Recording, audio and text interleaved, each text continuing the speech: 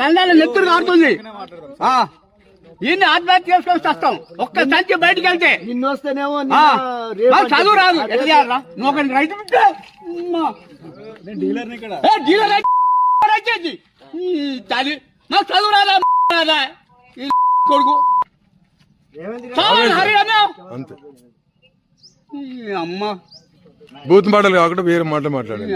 Booth మాటలు వద్దు వద్దు కదా ఒక్కటి. అరే మరి ఏం చేయాలి? రైతు ఎంత ఆవేశం ఉంది అనేది మీరు అర్థం చేసుకోరు. కానీ రైతుల నిర్లక్ష్యం, మన నిర్లక్ష్యం కూడా చేయొద్దు. మనం కూడా నిర్లక్ష్యం చేయొద్దు అండి. ఒకరి రైతు అంత ఆవేశపడుతుంటే సపోర్ట్ చేయకుండా పోతుంది కొంతమంది. ఆత్మహత్య చేసుకుంటున్నా. ఎక్కడా నేను ఏం చేయాలరా? నేను ఇప్పుడు చదువు రాదా? 100 రూపాయలు చూసుకొని ఆడ బుక్ చేస్తున్నట మీ సేవరా.